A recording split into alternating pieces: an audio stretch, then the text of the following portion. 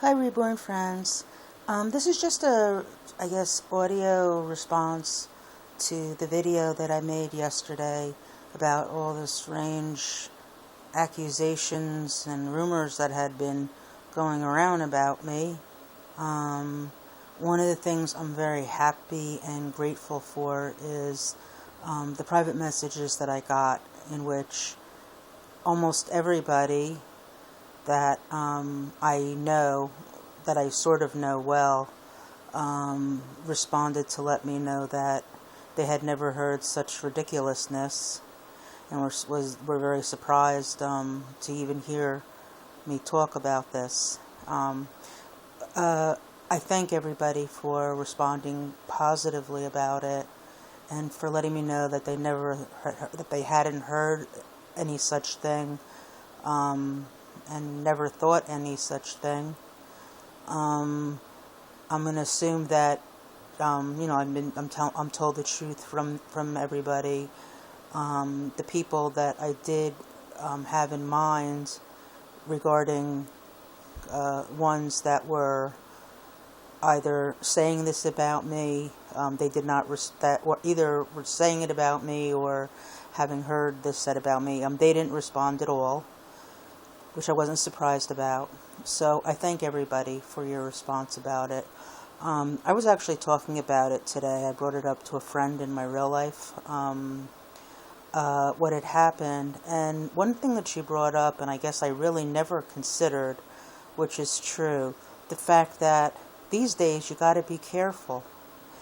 And very, for self-protection, for yourself and for your family, you have to be careful who you speak to and give out any personal information about. And the fact that people may have thought this about me, maybe by my offering to give gifts to them, put them on some sort of high alert. Like, why would I want to do something like that? Because I guess in today's day and age, you have to be kind of skeptical when somebody offers something nice out of the blue for no reason, or for some reason that you may not consider really valid, so you have to be careful. And I can understand that, actually. And it's not as if everybody I ever offered anything to, said, oh yes, and here's my address. I've had people that were not interested, and that was it. I never really even thought about it any further, quite honestly.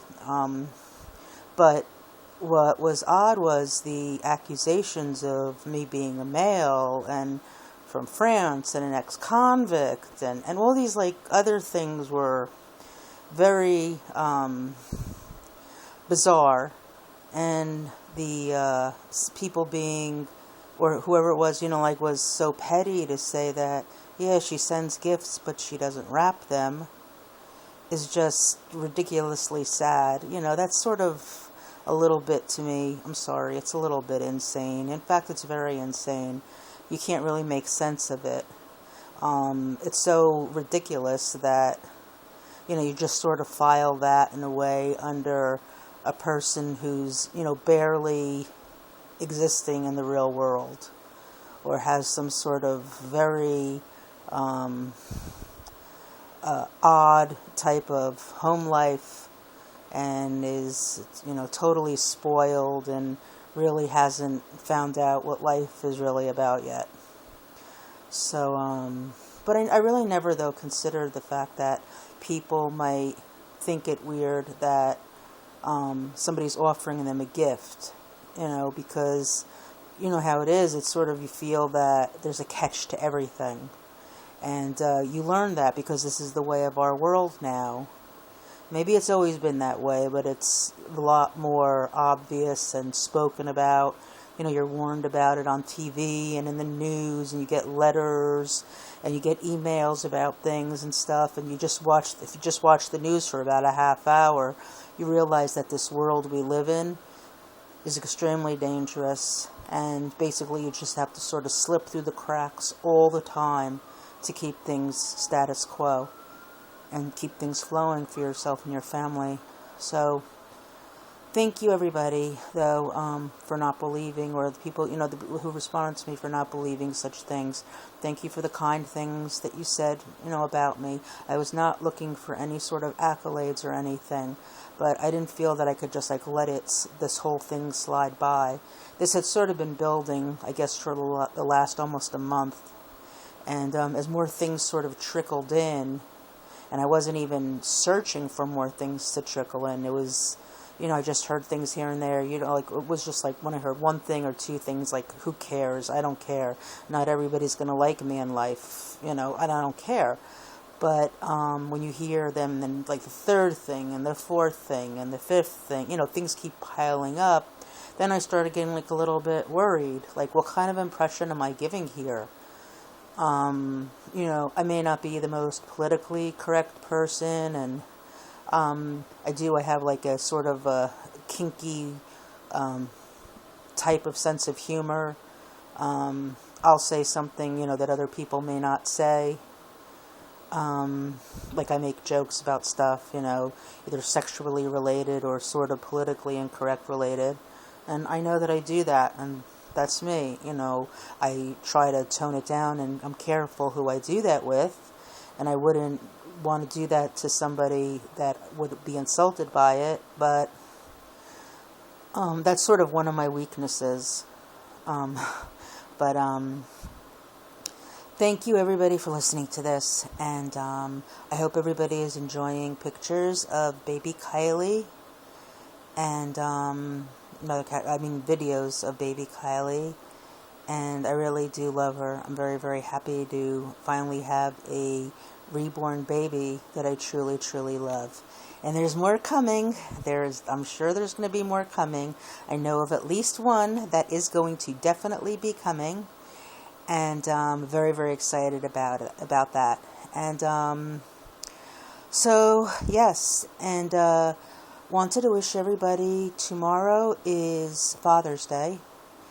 And I just watched a video earlier this evening from somebody who had lost both her parents last year, I believe it was last year, which is, I think, one of the hardest things to do, is to lose a parent. And she lost both parents within the span of a few months. And to have to go through something like that, whether you're close to your parents or not, it doesn't really even matter. To go through something like that, suddenly, it doesn't really matter how old you are. You're now an orphan. And it doesn't matter if you're married, have children, or even if you're a grandparent. When you lose both your parents, you're an orphan now. And hopefully, you have a family, you've made a new family and stuff, that is now your family. Because, the older people, they die off, and that's the whole reason, to marry and to have children and to make a family, and not be alone. And so I'm not going to preach anything about be kind to your father no matter what or anything. But tomorrow's Father's Day, and if you have any sort of relationship at all with your father, any sort of love for him at all, give him a call. Hopefully, everybody has a good relationship with their parents. But I know that's not the case. But hopefully all of you do have a good relationship with your dad, and you will do something to make your dad's day special, to make him feel that he matters, and to remind him that he matters. People need that. They need to be reminded that they're special, of course. And if you don't have that, it's sort of you don't have really a lot to live for if you don't have something like that. And, when our parents get older, too, and, their kids started getting older, and they have their own lives and their own children and stuff, and then at the time when they really need their kids most, when they're starting to get older, and now all the sicknesses and diseases are starting to come on full force, that's when their kids are older and busy with their own lives. So, if your dad's still alive, grandfather is still alive, your uncle, your brother, whoever, is a father or a father figure in your life, whoever, remind them that they're special tomorrow, give them a call. or, better yet, go over if you can. Give them a card, give them a gift, give them your time. Sit down and talk with them, if they're older, so they don't feel that they're alone, that somebody cares about them. And, okay, I guess I did preach. I'm sorry. Well, I'm not, no, actually, I'm not really sorry. It's also a reminder for me to be there for my father as well. And even though I have my own life, I don't have children, which is a very, very big mistake that I've made. But that's just, things that Victor and I decided. But, like, I'm very, very busy, and I have other stuff going on too. And I try to make time for my parents, both of them.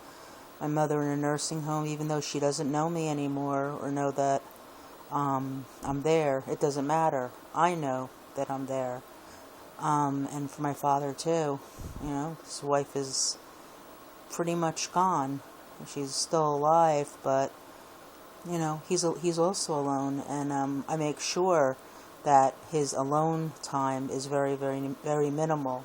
I make sure that if I know that there's stretches of time, I make sure that he is going to be distracted, taken care of, so he knows that there's people in the world that still care about him, even though he's an old man now, and even though he's going towards his own, end of his life. So, all right, why do I do this? I don't know.